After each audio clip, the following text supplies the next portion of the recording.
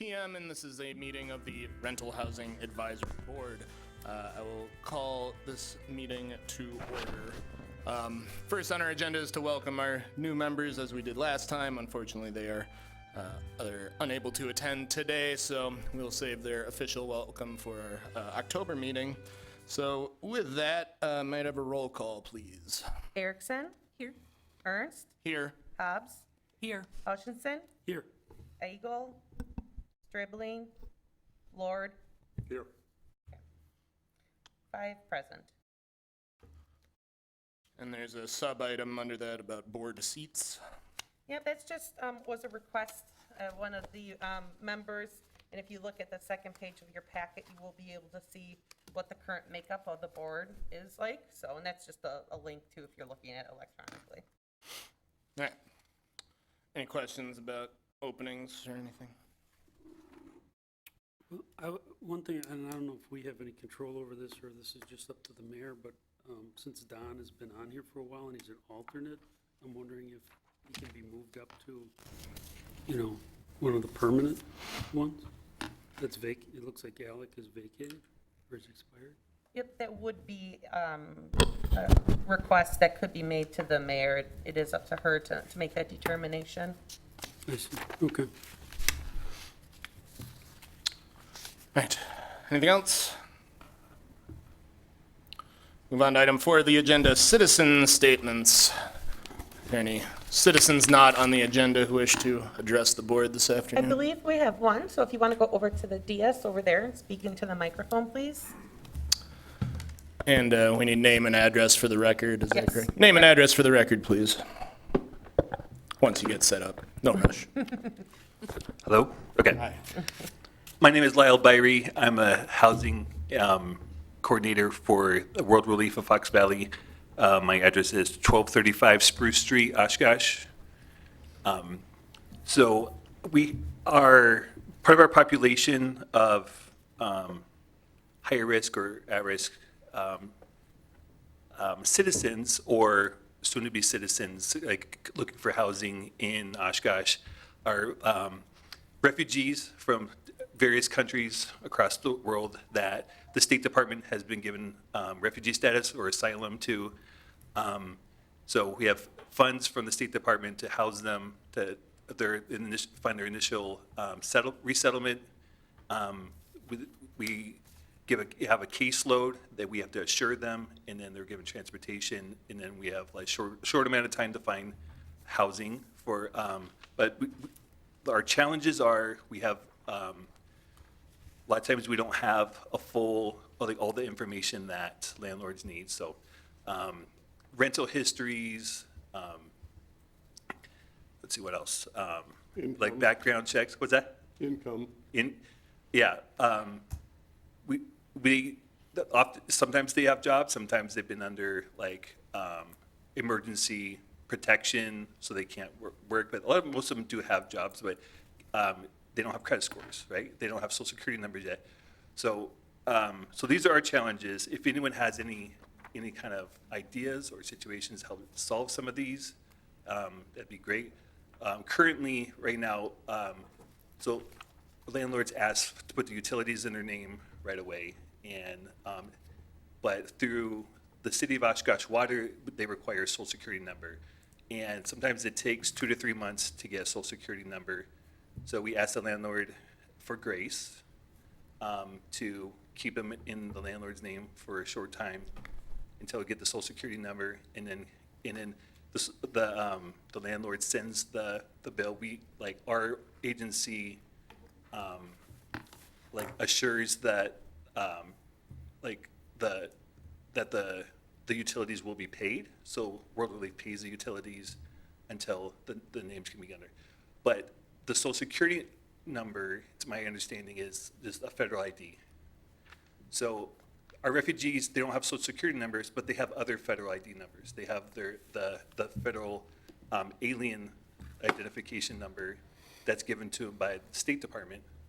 So my question is, if we don't have social security numbers yet, can they use the federal ID that they do have? It's a legal federal ID for non-citizens. So that's what that alien identification number is through the State Department. That would help take some stress off of the landlords, having to email us the bill every month and have to worry and then decide maybe, this is too much. I don't want to work with refugees anymore because I have to jump through more hoops. There's already enough challenges. Some of this language barriers and social issues. Also, our agency is wanting these people to be successful with their landlords. I'm currently working on a good tenant guidebook. So I've heard rumors that other city or county agency with the tiny home development is working on something similar. So I would be happy to share what I have with city or county, and then if the city has other suggestions or of curriculum to add to ours, so we can help the landlords be more successful, help the tenants be more successful, help the processes go smoother. That's our main goal, is for all this to go smoother, because the federal government gives they give support for these families coming from the horrible situations that they've gone through hell, in other countries, even persecution because of, politics or religion and various things. So, President Biden's administration gives support to them, but then we don't always have the county or the city or the state graces. So, and yes, sir. So what are you looking for, Lyle? Are you looking so that the city can put water bills in these refugee families' name without social security numbers? Is that what you're looking for today? Is that one of the things you're looking for? Yes. So that's one question is, if the premise is they need a federal ID number, use the federal ID number that they have, not the one that they don't have. Does Wisconsin Public Service allow you to do that without a social security number? I haven't had a conversation with WPS yet. No. And I can, so as. That's going to be a harder hoop to jump through. Obviously, I live here in Oshkosh, I work here in Oshkosh, so this is the first step. Yeah, I can follow up and find out. Okay. So I'll connect with you. Thank you. So that's about it. I'm not proposing anything except that, so I'm questioning, and then if there's any ways that you guys can help me be successful, helping you guys be successful, helping landlords and tenants be successful. So I just want to also, introduce myself. I've only been in my position about 4 months, but I am invested here in Oshkosh because I live here. I'm also on the City of Oshkosh's Congress Fields Neighborhood Association Committee. Okay. I've done this 3 times now, and what I find amazing, these refugees really hit the ground running. I haven't had one that hasn't been self-supporting within 90 days. And a lot of them don't know the language, which is pretty incredible. So, Yeah, thank you for your support. And we do have more funding available than ever before because of the current presidential administration. So for the first time, World Relief has been able to hire my position, a full-time housing coordinator, and a full-time employment coordinator. So that's a big reason why we're finding jobs right now. But there's a lot of jobs in Oshkosh too, so available. All right. Thank you very much Thank you. for making your comments and bringing these issues to our attention. I don't know offhand if statute requires that social security number for water, or if that's something we can propose be changed, or an exception be made for refugees as specified. That would be a proposal I would be happy to support. I like the idea of the tenant guidebook. We are actually working on a little project as well to sort of help inform tenants about their rights and responsibilities along with landlords. So we'd be happy to provide you with some of that information, provide you with instances of, or provide you with that pamphlet to help kind of bolster your existing literature base. And that type of education fits with the proposals of a housing study, the big housing study that was done this year. So educating tenants, especially the most vulnerable, is super important to me. So I would be happy to get this information in those people's hands. Additionally, I think I'm a former I was formally certified to teach the Rent Smart course through the UW Extension. I think Mr. Lord is still certified to do so. So if you are interested in setting up some kind of in-person training, we can definitely help facilitate that or connect you with resources at the UW Extension. They're the ones who run the Rent Smart program. Language barriers aside, that would be also something that I would be happy to do for you too. I think that's a real good idea. But, a lot of these folks, English is definitely not their first language, so I don't know, I think going to Rent Smart's a great idea. But the Afghan family I have right now, it's really, the Afghan language is like over here compared to English. It's not even close, so. But yeah, I agree with Tim. If we could, maybe there's a way we could teach Rent Smart for people with English as a second language, so. Yeah, and we do have resources where if we need to, we'll get a translator to be available and things like that too. Lyle, it sounds like your organization, World Relief for the Fox Valley, has noted federal funding. Is that right? So y'all have. I guess I know I've learned a lot about how effective incentives can be. Is there something that we could work out where, two folks that, get 40 applications for a single property and, some of which are folks without SSNs that will take additional work, we not only make it clear that World Relief, will assure utilities will be paid in the meantime before talking to WPS and hopefully working something out with them, but that, if there is some sort of, because it will, I understand, correct me if I'm wrong, it'll be more work for landlords to work with these people because it's, by nature, if you haven't done a thing, it's hard to do it the first time, right, for anybody. So how can we make it easy for landlords and, incentivize them to rent to folks with additional difficulties while y'all take care of those difficulties with the funding that you would have to do that? Yeah, so one incentives that we do have a grant that we're able to offer double security deposits. So some landlords automatically just ask for double security deposits, but I think more don't. So when we do offer double security deposits, we offer,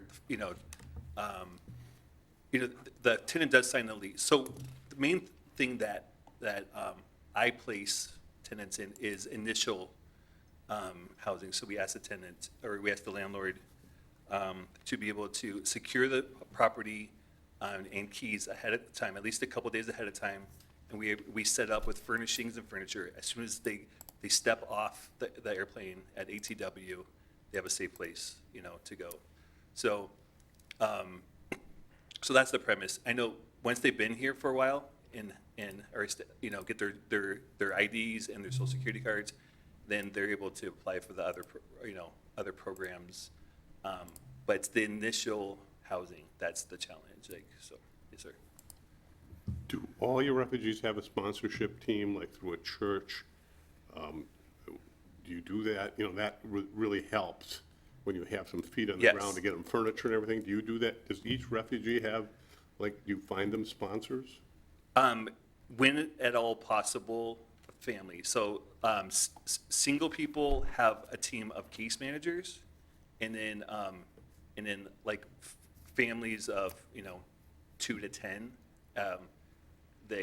We match them with a good neighbor team. So it's a group of people from the community that they go through training and sign a contract that they will help this family for a minimum of 6 months. That's the most intensive time to set everything up, and it's very important because it's culture shock. It's a new place, new everything, and having to get all the legal and medical and everything. They have a huge list of hundreds of things they have to accomplish within the first 6 months, and so having a good neighbor team helps get them transportation right away. Transportation, they take them to medical appointments. Find them bikes, and even Mr. Lord has been gracious to help find his tenants some resources like bikes and things like that, and even furniture and things like that. So,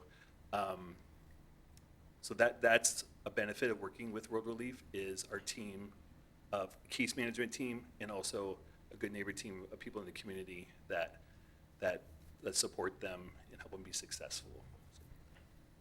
Nice. So y'all have a very supportive team at your organization that, you know, it would be a pleasure to work with you. Have you, I don't know if it's appropriate to ask if you worked with them or not, but it sounds like y'all have, and that's great. I mean, how can we help you specifically, I guess is my question.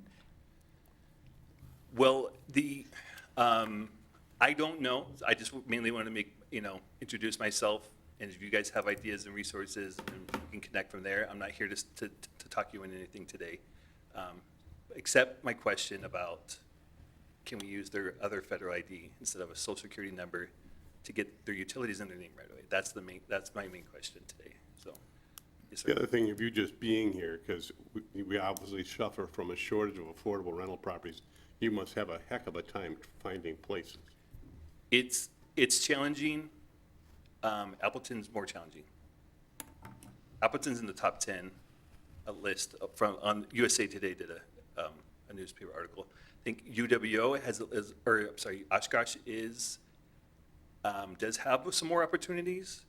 I think more kids are in. Lindsay would have more statistics and insight into this, but from what I know, more kids are doing virtual college.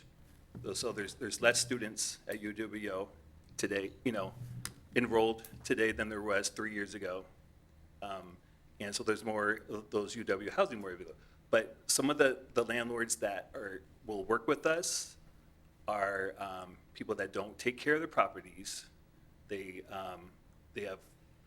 don't have enough maintenance people. They're the ones that are by campus that have chip paint over the houses. Things are not taken care of well, and sometimes we don't have a choice but to work with landlords that do not have the best reputations. So we're always looking for landlords with integrity that believe in our mission of helping underprivileged people. Doesn't matter where they grew up, doesn't matter what they look like, doesn't matter how they smell, we try to help them be successful. So, anyone have any other questions? We should talk again, Lyle. We'll see if we can put some on the Facebook pages and stuff like that. Appreciate it. Do you have more refugees in the pipeline right now that are coming to Oshkosh? Yes. So, I currently have enough housing for Oshkosh. Okay. But the challenge is sometimes we can put them in Oshkosh. Sometimes they need to go to Appleton because their U.S. tie is in Appleton. So that's the person that they know or are related to. And it's good for them to have that community of someone that knows their culture and language right away. Sometimes they have a tie here, sometimes they don't have a tie, so depending on where they're coming from, if they don't have a tie, we try to look where a community of like-minded people are, people that have, other refugees that have gone through the process with them, that can help, that can walk through with them, or people that are associated with their religion and things like that also. So, Thank you. yeah. Thank you. Thanks. Thank you, Lyle. Thanks. Can you leave some contact information with Ms. Dyford? I already have it, we've been emailing. Oh, okay. Yeah. We can, I'll give Cool, it to you thank you. guys. Perfect. All right. Thank you, Lyle. Seeing no other citizen statements, we'll move on to item 5 of the agenda, approval of the minutes from the June meeting. Do I have a motion to approve? I make motion to approve. It's second. Any discussion? Roll call vote for approval. Sure. Erickson, Aye. Ernst, Aye. Hobbs, Aye. Hutchinson, Aye. Lord. Aye. Motion carries. Meeting minutes are approved. We'll move on to item 6, updates from our partner organizations, starting with Lucier and Advocate. Good afternoon, everybody. everybody. Nice to be back. Hi. I just want to kind of beef up on this conversation a little bit. We at AvoCap have rented to refugee families a number of times, and I concur with Don. They've been great great tenants. We have been fortunate to have a single person be the sponsor for each of the 4 households that we have. And it was a unique situation, probably in the sense that there was, my sister-in-law lived here, my brother-in-law lived there. They knew each other, and so there was a lot of good support there to start out with, much what you're saying of moving into the area. As a landlord, we're always willing to put the utilities in their name, so that's never been a hardship. But I think with UW Extension, not to speak for them, but they certainly have gone to Rent Smart being on video and being able to broadcast it, and I can see where that could be translated to multiple languages with the right translator, and done in different segments to make it quite simple, My favorite story is when you have the kids do the translation. Of course, we never like to do that, and I always use the example that we have a no pet policy, and I'm sure that the kids will say, they say we should get a dog, so, you want but we've been very fortunate, and that's one of the things AvoCap did 30 years ago, is bought houses when Hmong people were coming here. And so there's a lot of cultural issues. I had rice growing in basements and koi fish and fish being grown in basements. And so, yeah, there's a lot of cultural things going on. But the support in the community. And I'm using this as a segue because, I work with homeless population. And for the very same reasons, we knew when there'd be a large influx of refugees, we knew they'd be competing against the same housing we're looking for. And that's the other segue to what's going on with WERA and landlords. I was just up in Appleton earlier today talking about, the problem, and you're right, Appleton has another serious problem of not enough affordable housing. And we have a property management company that has purchased 600 units in the last 18 months. Wow. They have a 30% non-renewal rate with the tenants they have, and they're raising the rent 30% and more when they do it. And I understand business. And their intent is to own 20,000 units in the state of Wisconsin by 2030. So this is an I'm going to use the word invasive, property management company that's coming in and buying a lot of properties. They are not interested in working with our WERA program. They are surely not interested in working with our homeless program, and I don't know that they'd be interested in refugees. But over a 30% non-renewal is putting people on the streets again in ways. I'm a big proponent of the mom and pop landlord. Yep. But I would say I get hit like 4 times a month by people like that. And some of my tenants have been with me for so many years, I don't want to have them go through that. Mm-hmm. But I hope we could preserve the small business landlord because they're very vulnerable to. Well, and I don't need to tell you how many have reduced their inventory of housing. Yeah. And they're selling to the larger companies who will give them top dollar for it, and I don't blame them for that. But with it comes a whole new set of rules, of which they're very stringent on, and there's no wiggle room for exceptions. And, it's an interesting Part of the reason time. is the housing value's gone up so much, and so these big management companies are paying a lot more than the small landlord did 20 years ago. Well, and they have to absolutely. cover that, Well, absolutely. I understand the Yeah. business end of it. Don't get me wrong. I truly Yeah. do. But it is putting a squeeze. An unintended Sure. consequence of this is the squeeze on the most vulnerable populations we Yeah. have. And I say that because most of you know there's a point in time. And, we're going to do a better press to get the community out to volunteer in January, just so you have the experience, if nothing else. Typically, we find less than 10 people, and we do it twice a year. We take one the last Wednesday of January and the last Wednesday of July, and we go out and we literally look for homeless people in places that are not meant for human habitation. We have never found more than 10 in the 3 counties we serve. This year, we found 37. I found 6 in Waupun. I've never found anybody homeless in Waupun. I found 6 in Waupun this year. And not everybody wants to go to shelter. Not everybody, or some people have been in there and can't go back. There's a million reasons that things are going on. If you know, the last Wednesday of July is always EAA.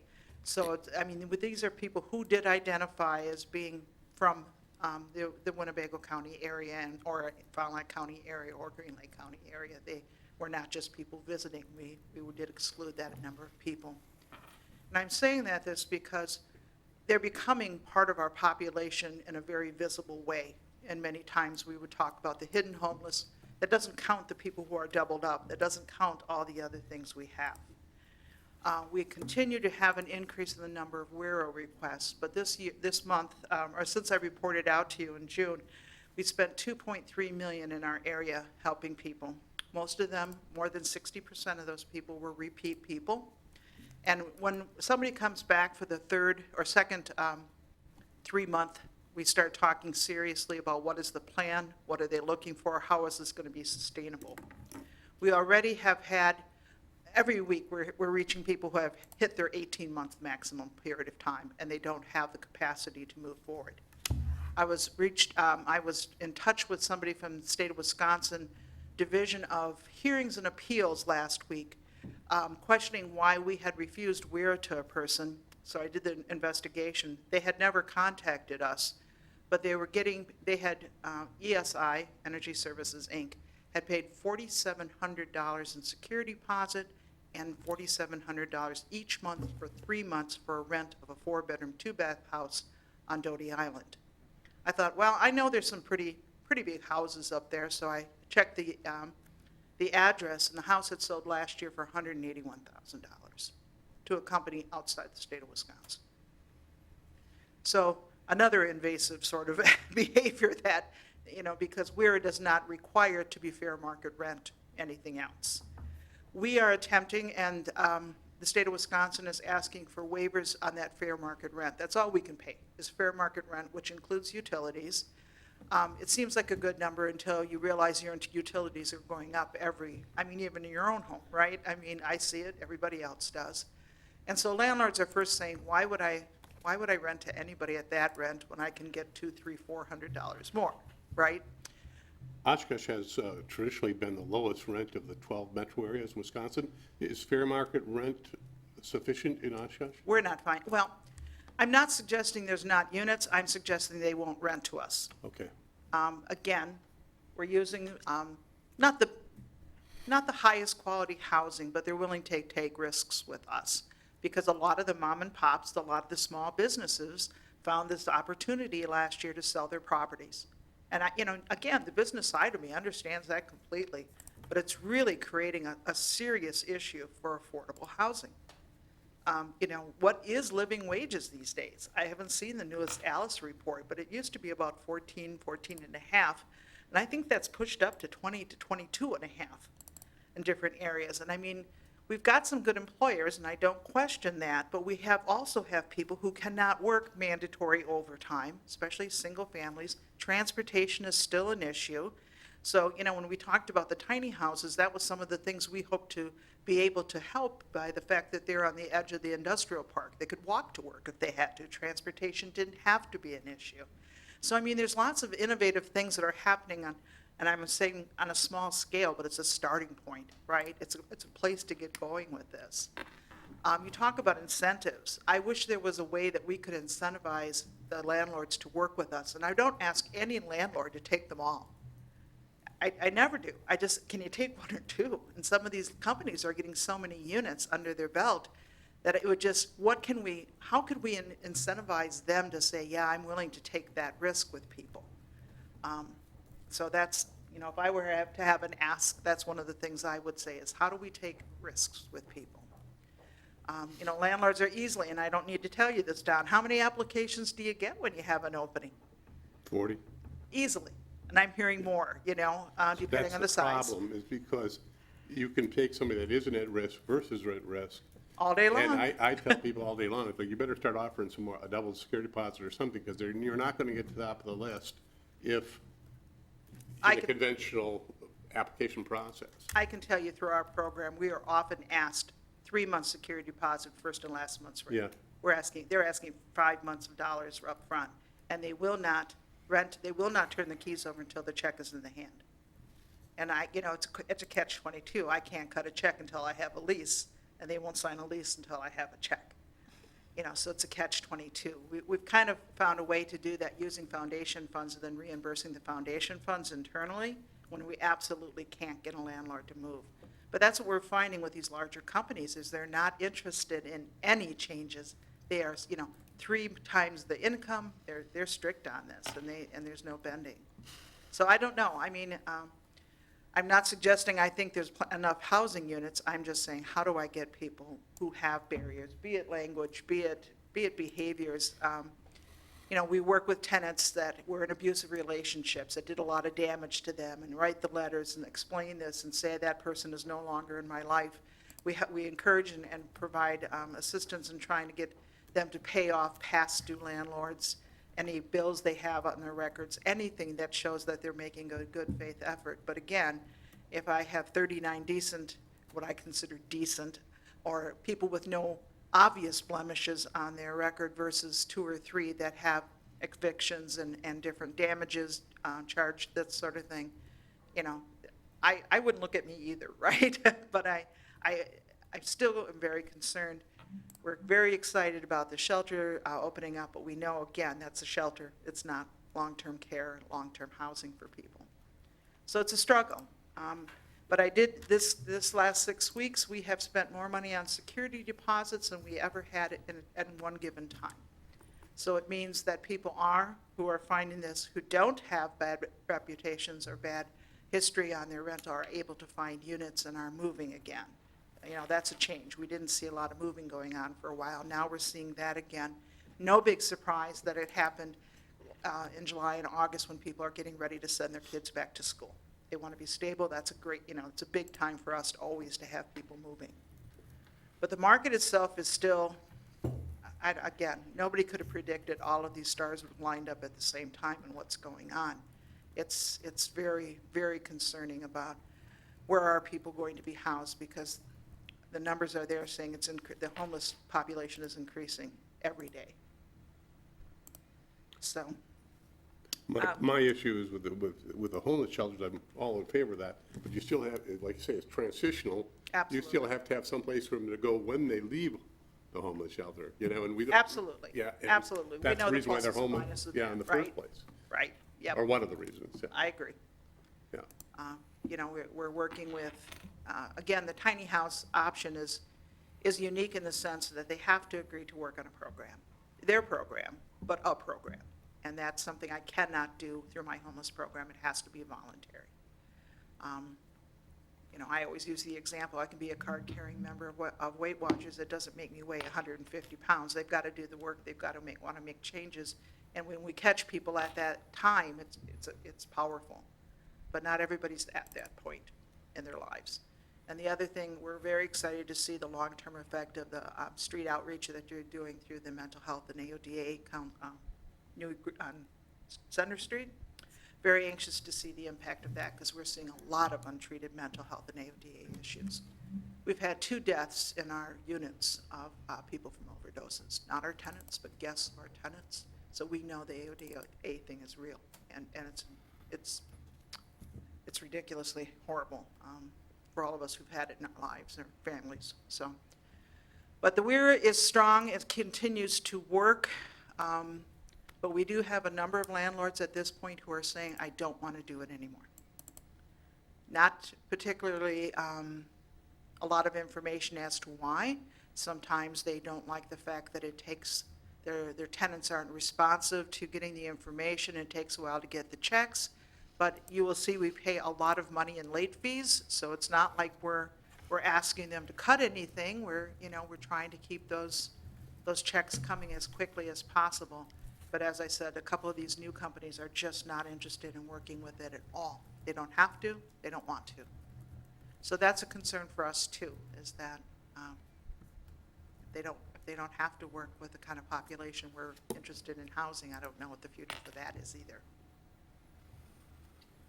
So it's ongoing, but I think I can stay with the same form, so I think the numbers kind of speak for themselves. If you have any particular questions, I'm more than happy to discuss that, but always anxious for opportunities or thoughts on, like I said, how do we incentivize anyone to want to to be different and to work with the population the most difficult to serve.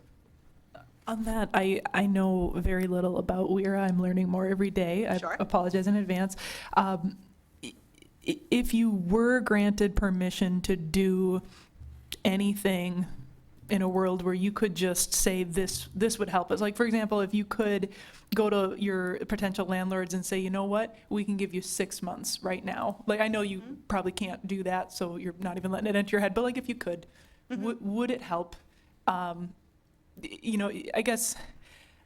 Can we be adventurous? Can we think of creative things we haven't tried yet that we could turn into a proposal that we could bring to council or, you know, the state to apply for grant funding for, or to like change the rules? Because you're right, it's unprecedented, like the lack of units and increased suicides due to hopelessness that come from people seeing, wow, even when I try and I'm fully employed, I still can't make rent because the cheapest unit is $1,200 and I can afford $900 or whatever, and you just can't make it.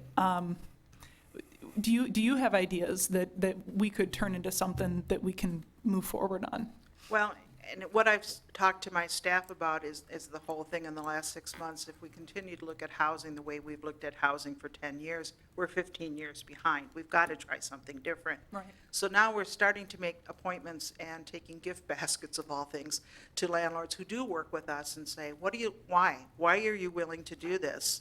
And so we can use some of that precedent when we go to landlords who aren't willing to work with us and say, well, what about this? Nice. You know, I don't know what else to do. You know, like I said, well, you know, there used to be, there's places that used to say, well, if you rented a low tax credits, if you will. I don't see that coming. And how much is really worth it to me, right? How much would my tax bill have to go down for me to say, yes, I'm willing to take the risk? I don't need to tell Don, and I don't need probably to tell any of you, the amount of damage done to these units has increased, and it's like mind-boggling to me, okay? I always talk about we put mini blinds in our units, for instance, because I'm not a big fan of sheets. And I lived with mini blinds in my house for, I don't know, 15 years. Most I had to do was clean them, never broke one. Within a week, every one of them is broken. Okay, that seems silly, but now they're not $5.99 a piece, they're $25.99 a piece. And it's like every time you're doing this, and it's the amount of carpet, we don't put carpet, but you know, the damage to carpet, the damage to walls, the damage to doors, and to buy a new door to replace that, it's just out of this world. We are looking at hiring cleaning companies. We have a company called Clear the Clutter that we have go in before that they do a move out to just remove the stuff that people leave behind. Mm-hmm. And we know that transportation is one of the issues. People don't have, you know, they don't have friends who have trucks. They're not, you know, they're not gonna, so they leave stuff. They leave a lot of stuff. Love this. And we could talk about this for hours. It's funny because I've lived in a unit with the blinds and I was the tenant, and I'll tell you, the way the building was built, when you open the window, it wrecked the blinds, and I felt so bad. Like, I didn't even, but that's the thing, the landlord doesn't live there, so they don't know that. They think they're just hanging blinds. You know, sometimes it is just good intentions like that, and mistakes Sure. happen. I get it. But I know Clear the Clutter. I'm friends with them. Their family we've known for a very long time. I started a cleaning business inspired by my grandma owned some buildings in like Plymouth, and it was the summer after Hopefridge started, and I had time, and she had a tenant that left, and she was like, I don't think you want to see this. It was like rotted pizza boxes up to the countertop, like it was, and you know, mice, and it was horrific. Like, so I know like those costs are real, and I know, you know, is there a way to ensure that if/when that happens, because I keep hearing from landlords that it's only a matter of time until you get a tenant that just doesn't care, and you know, it devolves into drugs or whatever happens, and life happens, and you know, they devolve into a sense where now the landlord has to pay Clear the Clutter or whatever, $2, $3, $4 grand or whatever to do that, we could have WERA provide, not insurance, but like assurance, or like or like the city somehow could be like, hey, we know you're taking a chance on folks who have records that are less than ideal. We know that that can lead to serious, serious damage.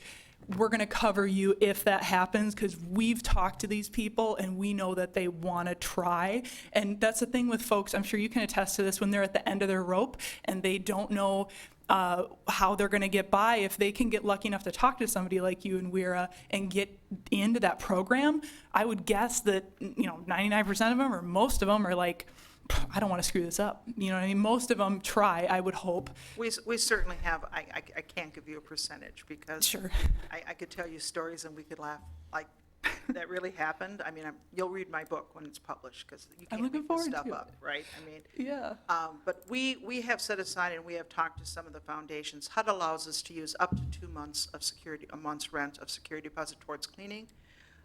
That doesn't usually make a dent, so we usually match that with some amount of foundation dollars to help so that their cleaning isn't so much, so that they're not so, but having been a landlord, I'm not the guy who says, yeah, you can come in and fix my drywall and I'll be happy with that because you're not always happy with the work I do. So there's some things we do. Clearing out stuff is certainly something that we started doing, and thank God they're not $2,000 or $3,000, but they are hundreds of dollars sometimes. And why does everybody have 8 projection TVs? Where did they even come from? But they're all in our units, just so you know, just kind of like green toilets. They're all in our units, it seems. But yeah, I mean, we're trying to find ways, and like I said, we're kind of working with the landlords who do and asking why, and then trying to use this as a sales technique for others. But we're finding that the larger companies are just not interested. This is our rules. We don't have any room to wiggle here at all. So that's the problem we're finding. So, yeah, it's just an interesting time with rents going up and cost of living, period, going up everywhere. It's hard for a lot of people right now. But I am, again, very concerned about the people who are meeting the 18-month hit. The city of Oshkosh did provide us with CDBG-CV funds that we are now starting to tap for utilities and rent, and that helps for another 3 months. But during this time, what I have found out is people have free will in a way that I can't always. I can offer assistance, I can help them, I can show them resources, but it doesn't, either they're not understanding what their barriers are, or they're so frozen with their crisis, they're not changing, and I don't know how to help after a while, right, if they're not part of their active participation. But that's our approach. And that will be our approach with the tiny houses and the individual plans. I'm not here to tell you what to do. I'm here to ask you, what do you want to do? And I'm here to help you get there. Your path might be different than what I think, and I found that to be the easiest and best and most invested way to talk to people is to say, what do you want? Not what do I want? So, but the program is working. I have not brought Wisconsin homeowners to you, but we have, this is a much slower process working with mortgages than it is with rentals, I can assure you. But we're starting to get some headway with that too and making some changes there. This is tangential, but most natural occurring affordable housing is provided by mom and pop landlords. And when big landlords get in, it's basically just business, Any ideas how to preserve the basis of the naturally occurring affordable units that are owned by mom and pop small business? You got any ideas on that? I wish I did, but Don, you're right. Last year, if I inherited my grandma's house and I was using that as a rental, and then my Aunt Irene let me have her house too, if I didn't sell it last couple of years and make a killing on it, that's my retirement money, right? Yeah. I mean, that's gold. I mean, I didn't blame anybody for doing it, but here, the cause and effect of this and all happening so much at the same time has made such a shift in rental properties in general. It's interesting. We're doing our needs assessment through our agency right now. Most of you probably have gotten our survey on that. Housing is not coming up as the number one thing as is expected because we've been paying and keeping people in housing through the WERA program. So they don't feel they're at risk of losing their housing.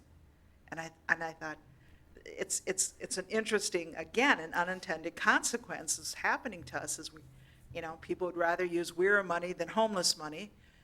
But now we've got landlords who don't want ever. They're just done with it. And it's because they don't have to, but how long will this last? Nobody knows. How do I encourage you to stay when you're barely making ends meet? You couldn't find contractors to fix your places when you needed to if you weren't handy enough to do it. The cost for replacing a door went up 50% or more, and you couldn't get it done in a timely way. It got frustrating. You had people who weren't paying their rent for how long before WERA kicked in. I mean, there was a lot of reasons people said, this is hard, I don't want to do this anymore. Yeah. I mean, I understood all of that from a business point of view. I don't know, again, what would make people stay? I mean, some of the bigger mom and pops sold more than 50% of their housing, if not all of it this year. Yeah, yeah. And that, that just changes everything in your community when that happens. Yeah. And Yeah, so, when you see a whole portfolio go on the market. right? We've been Right? seeing lately. Yeah. It's like, I'm selling it all. Yep. Yeah, yeah, And then, like I said, new companies come in and say, we're not renewing your lease, you must move now. yeah. It's not an eviction, but it does, it leaves you between a rock and a hard place to find something, especially if it was affordable at the time. So we could talk philosophy on this Yeah, until the cows come home, but I'm still a little passionate about it, maybe you notice, so. Okay. Any other questions for me? Anything I can answer? Wish I had more answers, or I seem to have more questions. Thank you, Lou. You bet. All right, thank you. County Eviction Prevention Task Force data. So I believe it's the last page of your packet is the data that I put together for this month. So this is updated as of August 2nd. So we're right at 362 evictions filed in Winnebago County for this year. So you can see that compared to past years. We're just coming out of typically the highest number of evictions filed are in the summer in the county. And you can see at the bottom, I compare each of the years. Obviously, 2020 was very up and down, but is starting to kind of even out this year. So quick update, but that's what we had.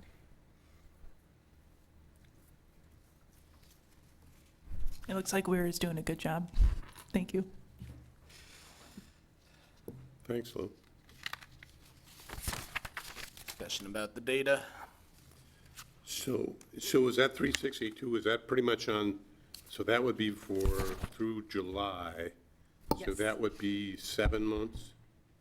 Yep. So, So we're a little over half of 2021 so far, so so we're somewhere between 2020 and 2021 on track, right? probably, yeah. Okay.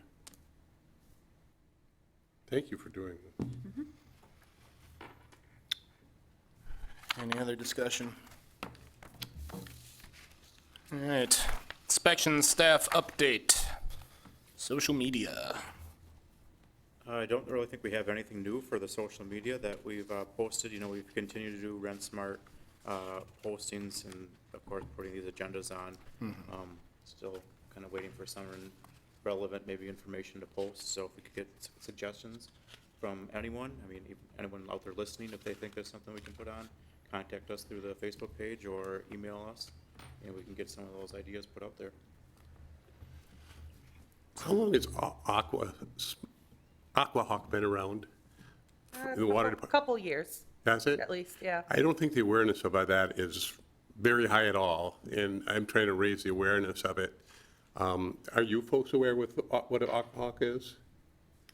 It's Okay, been coming in the bill every month for the last 2 months. Is it? Getting a Yeah. flyer, I've been anyway, getting Yeah. a flyer on it. okay. Well, you can set a threshold for lease, that you get a notice, either by email or text, if your water goes over, so if you know if the toilet's running on or what have you. And I find it'd be an extremely useful tool. And I think that would be a great thing to put on there. All right.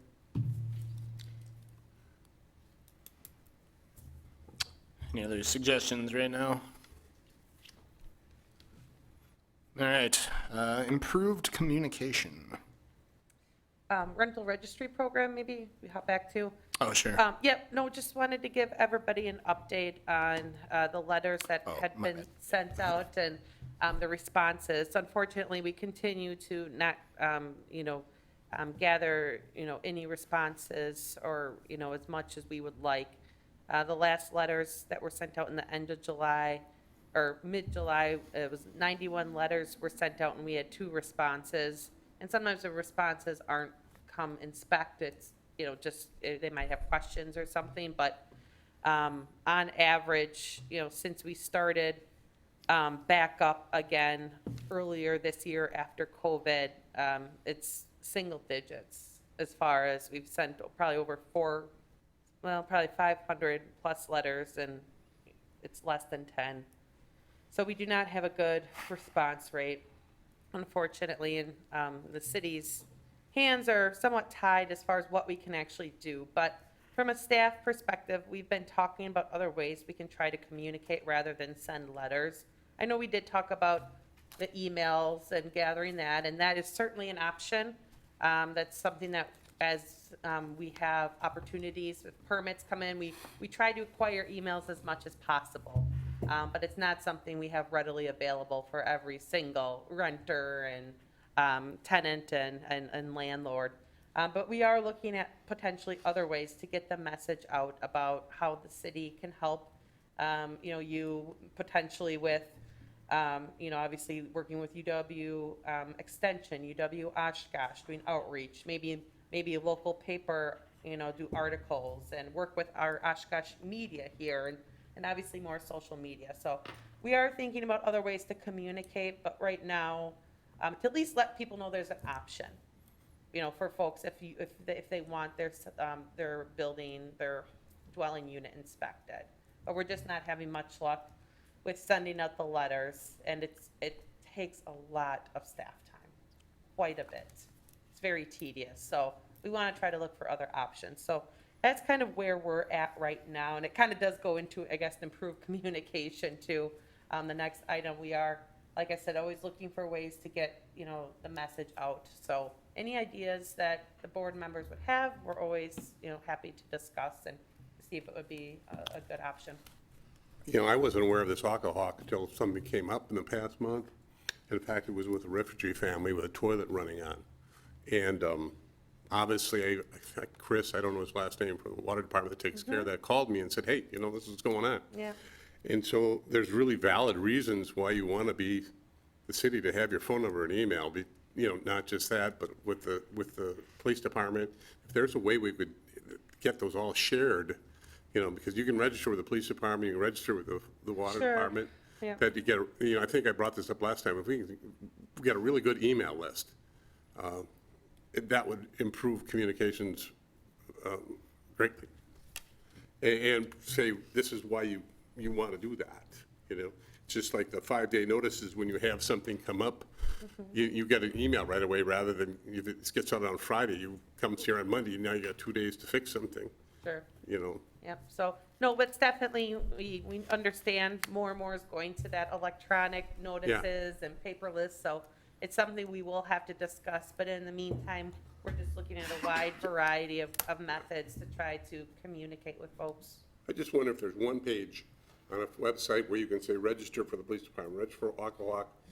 You know what I mean? I'd have to, a lot of times those are different programs, like Aqua is not created by the city. Just an so- informational thing. But yeah, no, there could be something of a more coordinated effort with all the different city services and departments to try to gather that information. Yeah. So that's kind of what we have. John, I don't know if you have anything, but, Yeah, I really don't have anything else to Okay. add to that. What are your complaints running this year compared to other ones, John? I mean, just called in complaints. Is it about the normal, or do you know? Yeah, we haven't gone, actually, we're working on a budget, and we Okay. could see that the numbers were the same over like the last even 3 years. They've just been pretty much stable, like our budget numbers, seeing the numbers coming in and what we've inspected, our revenue that we've gotten from stuff that we've unfortunately had to charge for. Those numbers have been steady through the last 2 years. And how many called-in complaints or email complaints are you getting a year? on just, About? full On rentals. minimum housing violations. Oh, yeah, that's true, too. Because it really varies, and we have I know. see, click, fix, so we kind of Yeah. have a whole gamut of resources know. or, ways that folks come in, and it kind of varies, so. I guess I was talking about how rental housing, but I know what you mean. I don't know who takes the phone calls when somebody has a bonfire in the backyard and you don't have a permit, or Right. if that's all inside that, or, Yeah. Okay. But it's pretty much remained stable, pretty much. Okay, thank you. Do you have staff that goes around looking for stuff, you know, and writing up violations, or is it all just calling? So we do have proactive inspections, and those are, I mean, that's not only rental properties, that's any property in the city. So we do concentrate on what we call like, our gateways. So you wanna talk about, you know, Jackson Street, Oregon, 9th Ave, Ohio, South Park, Witzel, all those kind of main arterial streets is where we'll focus a lot of that on. But then as inspectors are into a neighborhood, maybe because they're there on another complaint, you know, they don't wear blinders, they're looking for things along the way that stand out. Obviously, they're not fine tooth combing and like stopping at every house and seeing what's there. It's gonna be some obvious things. I think though, would you say the majority of the violations are reactive based on complaint-based? Yeah, definitely. So we've just probably over the years, we've received more and more complaints just with the different ways that folks can, you know, send in complaints. So there's a lot more, you know, where it's just, we're following up on a complaint and going out and like John said, you might drive down the street and then just see something but I don't think we have, unfortunately, the staff capacity to just drive up and down the streets and looking. We're way too busy for that. Thanks. Thank you. Any other questions for staff? Move on to item 8, public information campaign, distribution locations. So the last time I requested that we think about some places that we can hand out the pamphlet now that it has been settled on. And I have come up with the following list. We should have pamphlets here at City Hall. We should have them at UW Oshkosh, in Reeve Union, in the residence halls, probably in the library, and in other like student services type buildings. Probably down at the courthouse if we can do that, the public library, Goodwill, St. Vinny's, Habitat for Humanity, local grocery stores, the Conflict Resolution Center, Advocap, the YMCA, maybe down at the co-op, other downtown businesses. I'd like to give some to World Relief, and then hopefully we can get some in actual like rental offices of, you know, landlords in town so they can help distribute them as well. Additions, omissions. I don't know if you can legally do this, I assume you can, but for a lot of renters, they're doing their laundry at a laundromat, and they don't have anything to do while they're doing their laundry, and you know, they can read posters and things like that. So if you want to get information out to maybe that population of renters, laundromats are a good spot. Yeah, you'd have to work with the individual owners to Yep. see if it was okay. Sure. Most of them have bulletin boards, you know, you can at least put a poster up maybe. We don't have a poster yet. Any other places we can think of? Are there any other like specific social service locales that I missed? I mean, you know, a lot of the United Way, groups like that. I Yeah. mean, I think, you know, we, just with our involvement with Community Development Block Grant, we have a lot of those. Christine Ann Center, I mean, there's a lot. So we can definitely, we have a list of folks too that we could email and just say, hey, we have these and, so yeah, I think we can share that too, what we have. All right, cool. Anything else? Good list. Thanks. When should we do that? When can we do this? When can we get them out? Because I would feel like soon would be good, especially in the campus area. Back to school is Yeah. happening soon, so I guess if maybe one of the members would want to talk to more of like the private business owners, like the laundromats or anything, the other ones, and I don't know if anybody has a contact at UW Oshkosh, we could see if, you know, how we could get, you know, the information spread there, but, you know, city staff can obviously work at City Hall, the library, and we have a contact, you know, obviously at the courthouse and those locations, so, you know, we could figure out, you know, who could. Okay. Yeah, I guess maybe we should figure out what areas the city can cover, and then we can pick up the slack on the rest. When will they be printed? Do we know? Don't know. So, yeah, so that would be another question, how many would we want printed? Because we can have them printed and, folded, like how they are with a brochure here at City Hall, but then we could have them ready for distribution if folks want to pick them up and drop them off at places. So, if that sounds good to everybody, perhaps maybe we can make a list of the locations you just mentioned. We can look at the list that we have from CDBG, and then maybe we can send out like a sign-up sheet of who wants to take what place. And then Sure, we can that's a have great idea. the packets ready to go if you want to swing by City Hall to pick them up. Yeah, great. In terms of the number printed, I mean, I guess ideally one for every unit in town, but that's probably unrealistic. How,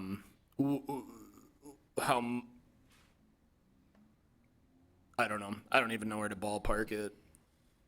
I mean, I think you wouldn't want to go overboard. When we did this a while back at some of the private businesses for some of our building code things, I mean, we went to local supply houses, big box stores, and we left 10 there, and we noted where we left those, how many we left. So, 10 at this place, 20 at this place, we thought there might be more people there, 10 at this place.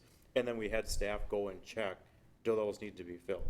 And see how they're, I mean, why stick 100 brochures when only 200 are gonna get taken in 2 months? Right. Like that's wasting things. And by that time, what happens if you decide to change something 2 or 3 months from now? Now you've got all these brochures printed that you're only gonna have to reprint again and then do the same thing. I would say probably shoot low, maybe 10 per place, and put those at those places and, keep track of where they are. Okay. And maybe have someone go monthly to see where they're at. So it sounds like maybe just a couple hundred, like a few hundred to start. That sounds 250 or idea. 300, something like that. Okay. But yeah, like a sign-up sheet, getting different people to cover different areas would be great. I know there's probably places on this list that don't necessarily want to talk to me, so like getting, doing as much as we can with the connections we have would be beneficial. Any other discussion there? That's likely something the city has a budget for to pay its We workers can to help do. with the printing. I can't promise that we can go out to every spot and then maintain it. We're gonna need the committee's help, but Yep. we'll take care of the printing and the folding, and like I said, kind of that coordination to Yep. get those ready to go. That'd be excellent. And I think we can make it happen with that help, so thank you. Anything else? Excuse me. What does it take to get the poster approved? We just have to make it and approve it like we did. I mean, hopefully not like we did with the pamphlet, a little bit quicker than that. But, yeah, get a design and approve it and then get them made up and hung up at places. So, I don't know. I tried some poster design early on. It didn't really pan out for me, so if someone else wants to give it a shot or knows someone who would be willing to give it a shot for like free, well, definitely for free, then we should. Question We for can approach Kelly. I'm sorry, I didn't mean to interrupt. How do I say this?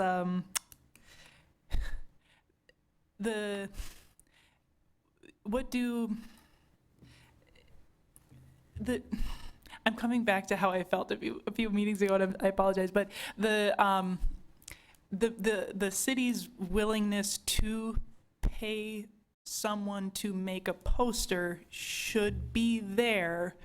Why isn't it / who do we talk to? Because it's important.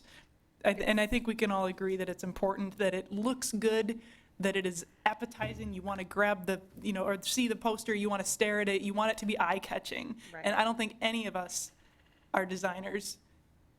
Agreed, and we aren't either, but you don't have, each committee doesn't have like a budget to, to do things, so the cost, we'd have to see what the cost would be. I mean, and really that's what it comes down to, how much money we would have to put towards this. And I guess my other thing is there already maybe a poster out there that is already created that has a lot of that same information, just as far as specific to Oshkosh. And I don't know if there is or isn't, but my guess is, you know, you're not including everything on the poster that you have in the brochure. It has the more important things, the numbers. You know, we on our floor and other places, you know, we have fair housing and everything. We hire a company to take fair housing complaints and everything. And obviously we do some, you know, reach out with housing code violations and how can we help. So if we have maybe something already, I don't know if we need to reinvent the wheel again. I guess that's my question. Gotcha. For conversation. Yeah, that's something we can certainly look into. Wouldn't be hard to research from. Okay. I can look into that, sure. I mean, you know, we don't use a lot of companies, consultants to help with design Yeah. because it's expensive. Right. And so, I'm just trying to, let me think if there's anybody in the city, perhaps in a different department that maybe would have some sort of skill set that could help with that. We could exploit student labor.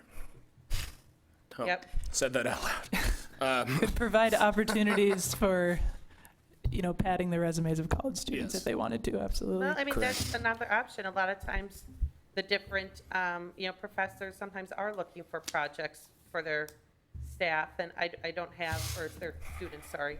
I don't have, you know, good contact, and I'm trying to think of like what major department this would maybe fall into, but Art or business, maybe. It also occurs to me that the way the general education, or the way like curriculum is structured at UW Oshkosh is that students are required to do a community engagement project. Maybe we can think up something that would fit those needs and ours. yeah, no, that's a good idea. Might be an opportunity. All right. And then Lyle here just, you know, just mentioned too, sending a digital copy of the brochure, you know, to the housing and social service agencies for them to make copies, you know, on their own to distribute to, or at least just to have digitally. Sometimes, as we were just talking before, it's easier just to send things electronically, so have that digital copy, that could kind of go along. Maybe we could drop a few off, but then still have that digital copy for folks. Sure. That makes sense too. Yeah, that should be part of the distribution strategy, I think. Definitely. Great idea. Any other discussion on this point? Is it ready for social media posting right now, the flyer? The brochure. Or the brochure, Yeah, excuse me? yeah. Okay. Yeah. Yeah, so Can- yeah, so can we we do can that? definitely That'd get be it out, great. get it on our website, and then, like I said, we'll start to work with our staff that does the printing, and Okay. Cool. Like, when are we picking up the prints? I'm sorry. I don't know. Okay. Can I get back to you? Can we, yeah, however. I don't know their availability for printing. Okay, no so problem. I don't want to speak for them. It's all good. Yeah. Well, I think we should figure that out, and then Yep. make the like master list with sign up opportunities, and then get them out there. Yep. All right. Anything else? Cool. Item 9, return to the housing study. Part of a lot of the recommendation, or several of the recommendations in the study involve or suggest changing zoning laws. So I did some reading as to the zoning laws in town here. It was a fascinating read, I guess, but essentially my probably limited understanding of the laws is that, yes, they basically determine what can go where and under what conditions. And a lot of this is broken into like the number of people, or the number of people that can live in a particular dwelling. So families versus individuals, essentially, like unrelated individuals, as well as the number of units that can be on a particular like parcel or whatever. So that includes things like single family homes, but also apartments, duplexes, twin houses with something there, townhouses, etc. Based on my perusing of this literature and looking at the housing study recommendations, I guess think that these might be some useful changes. So the city is broken into zoning districts. Each district is allowed certain like types of residential buildings. There's a lot of this is permit based, but I would probably, if we're looking to increase the availability of housing, first recommend that all districts zones allow for multi-residential multi-residential dwellings. Right now, many of them don't. They only allow for single-family dwellings. And I imagine that has to do with maintaining neighborhood character and things like that at this point. But if the discussion isn't clear enough, or if this point isn't made already clear enough from what we've heard today, like new options need to be made available. Second, I propose that we amend section 30-71C of the zoning laws to allow for more accessory land use. So this is the what allows buildings to be on, like non-house buildings to be on plots, if I'm correct. And this, I think, would allow for the use of accessory dwelling units, which, as we've discussed in past meetings, is a way to increase the availability of housing. There's also a lot of parking requirements for units, and I know that the housing study mentioned like addressing some of the parking concerns, but I wasn't fully clear on what those concerns are or how we would address them. So, and those are kind of the two major things I came up with in my perusal of the law. Does anyone else have anything to add? Can I give an update of kind of where we're at? Yes. Looking at the zone? Sure. So we are working on implementing, portions of the housing study, and we are looking at zoning, some of our requirements that we have out there. So we did have a workshop with the Plan Commission just last week, actually, and it went really well. We had a lot of recommendations, a lot of them that you mentioned, that we discussed. And those are changes that we are proposing to bring to council. So I'm going to go over a few of them. I'm not going to get into the weeds, but just so you have an idea. Allowing accessory dwelling units, ADUs, as the by right uses in all low-density residential units. So that's kind of if you have, room above your garage or the mother-in-law suite, there's a lot of different, ways to look at that. So currently, it's not allowed, but we are looking at allowing them. And obviously, they would have to meet the building code to ensure that it is a livable dwelling unit. The parking you did mention, we run into a lot of issues, especially in our central city with parking. Our parking code is pretty outdated. It needs to be looked at just with how everything is changing. We don't need as many parking stalls as we once did. And so we are looking at reducing multifamily residential parking standards. So that is something that will be changed, or we're going to propose to change also. We're also looking at ways to reduce minimum lot size width in certain districts from 30 feet, or from 40 to 60 feet to 30 feet. And when the council actually already did this, when they just approved a new plat with smaller lots. And the idea is to have some maybe smaller houses, that maybe are more affordable to more folks, but can hopefully shift, some people from houses and kind of move the needle and allow, other folks to move into those houses. So we are looking at reducing the lot sizes also. You mentioned duplexes. Right now, we don't allow like duplexes and 2 flats and twin homes in a lot of our districts. So we are looking at allowing those to be permitted. So that's another thing that we think would be a great way for somebody maybe to be in a duplex. They live in one and they rent out the other side, and it's really a win-win for everybody. We're also looking at allowing more townhouses, more of those multi-units too in other areas. Another interesting one, and we're working with our inspection staff on, is removing the minimum dwelling size from the zoning ordinance and just relying fully on what our municipal code has, which is based off the state of Wisconsin Uniform Dwelling Code. So this would open up the doors for other types of houses. And a couple, we're doing one already with the tiny homes. Those are 392 square feet. And, maybe other efficiencies or, that sort of thing.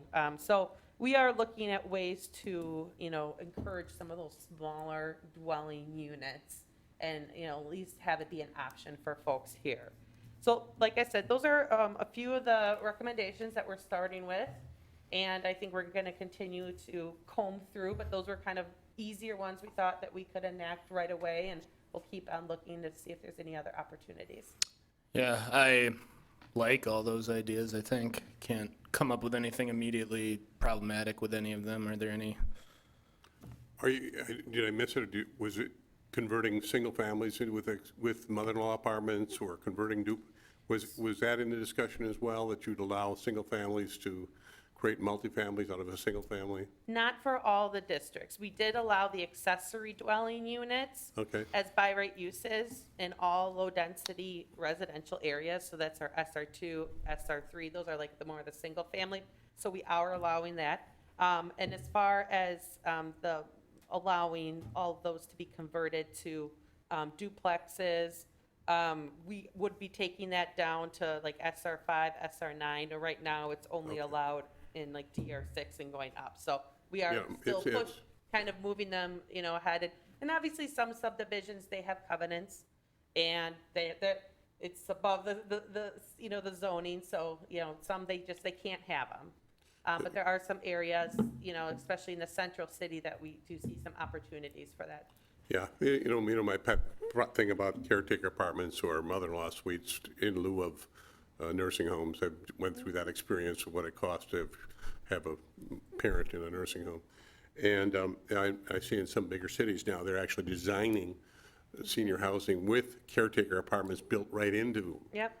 And that's what the study said. We want to give opportunities for folks to, to age in place. Mm-hmm. And we know folks are staying in their homes 10 years longer than they have just even 10 years ago. So it's becoming a trend, multi-generational. So our housing, as we're looking at it, I think it's definitely going to keep changing in the future.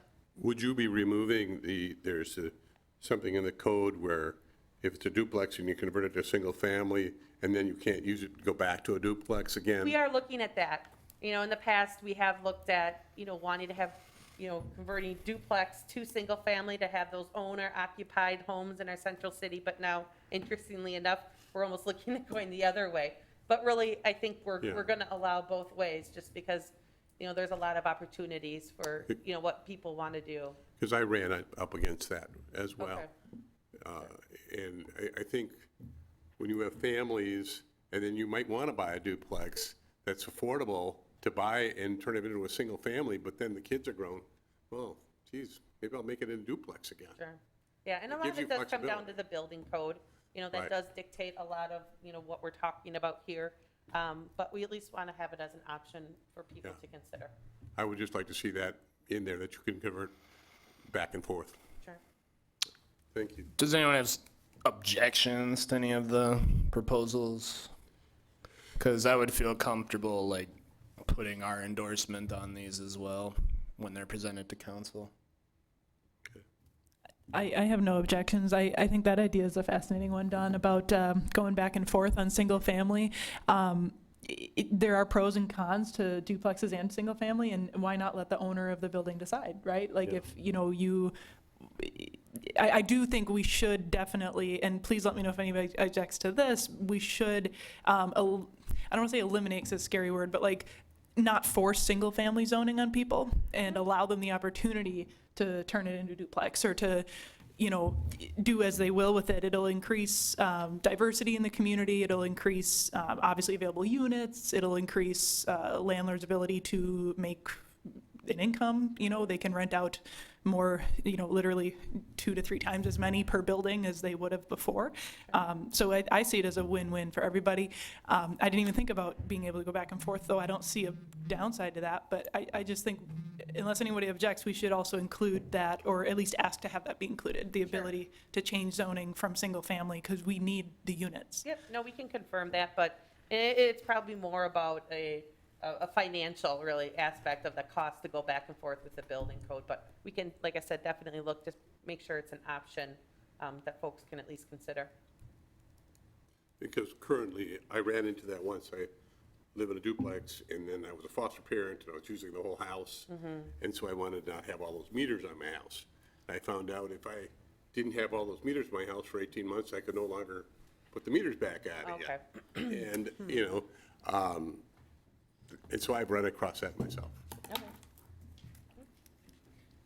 Is it, I don't have an objection to it, but I was just curious when you said that you thought you were gonna reduce the number of parking spaces required per unit, and you didn't think why do you think we don't need the amount of parking now? That's what we have. We're just not, seeing when we have, projects come in and everything, a lot of times they're asking for a base standard modification to put, that's like a variance, to put less parking in. A lot of times, especially with our new multifamily developments, they're saying, well, in our other projects, and, this is, what we see, this is the load that we see. So, right now, we have 2 spaces per unit plus the guest parking. So if it's a 1-bedroom apartment, right now we require 2 spaces, Yeah, and then that's 1 space for guest parking. So now it would just go 1 space per unit and guest parking. So just taking into some of those considerations, and even that, it's a start. We even have a parking, you might not know, we have a parking overlay in our central city that gives some flexibility, because it's difficult to have the same parking requirements in, the outskirts versus in the central city area. We kind of want to leave that up to the developer and to the owner to kind of make that call, because, they know what they're looking to do. They know the folks that they want to have come in and what their needs are. Yeah, it obviously helps with the affordability, but it does sometimes cause other problems, A lot of times you've already got, I'm sure a lot of the calls that you get is for people parking on the grass, already. On the grass, on the streets. Right, so So we do deal with that, so it's, we consider those, so it's a balance that we have to try to find. Yeah, okay.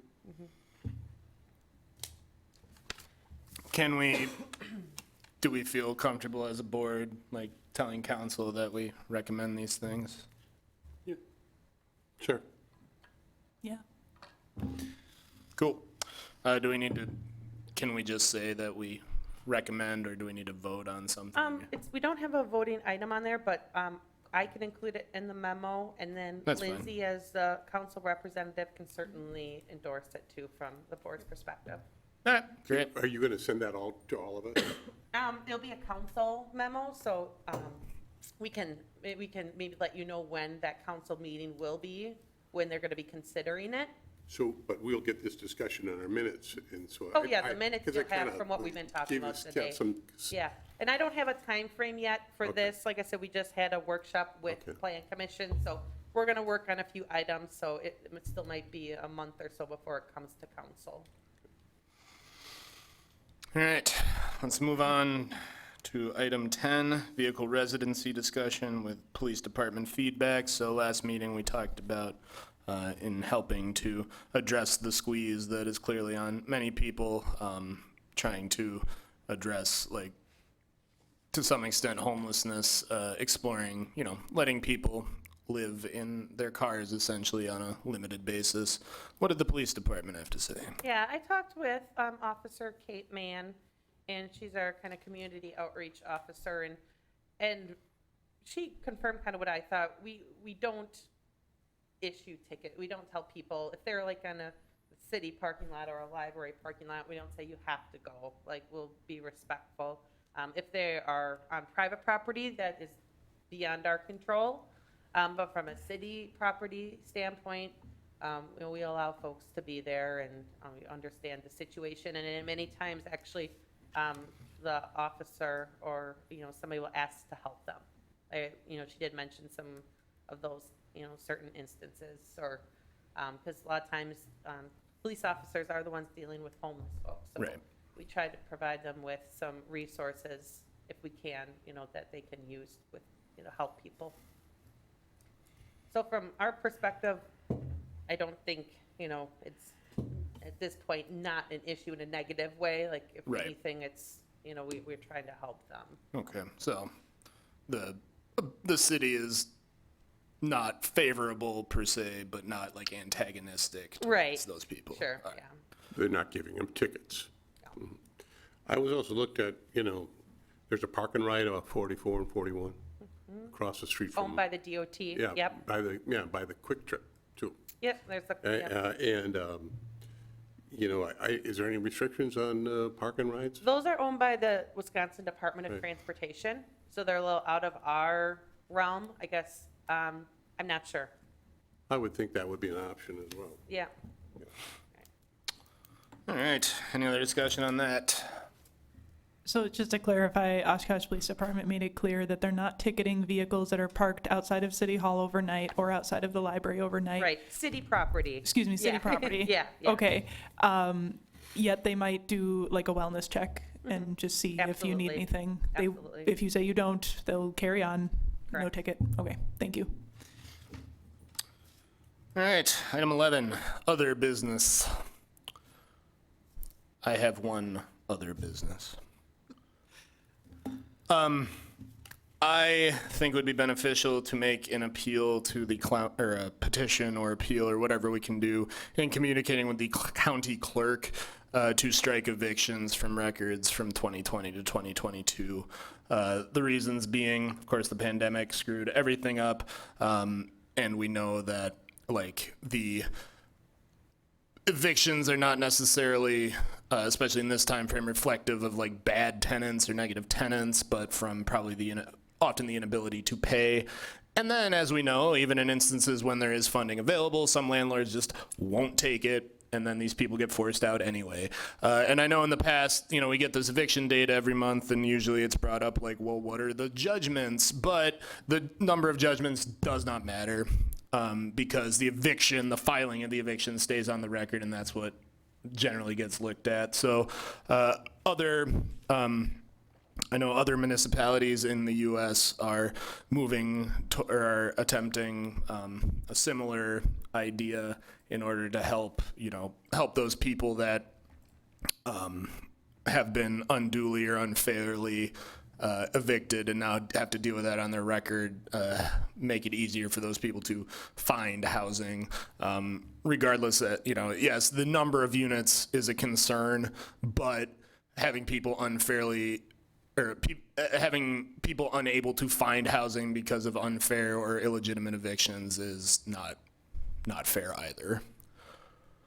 So I will be getting something out to y'all before the next meeting that we can talk about then. And we can have that debate then. And I would like to have that debate then.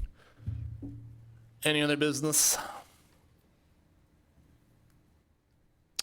Okay, so in summation, by the next meeting, we will have a list of a list of all the places to distribute the pamphlets. We'll get the pamphlets printed, and then we will make the effort to get those out to relevant parties or to those places. We may need to contact private owners or, of like laundromats and businesses and things like that. So once we have the master list, we can figure out who those people are, along with getting them digital copies, or getting people digital copies of the pamphlet as well as the physical ones to hand out. I will also look into like a poster, see if there's something free out there that we can use for our purposes. And anything else? Did I miss anything?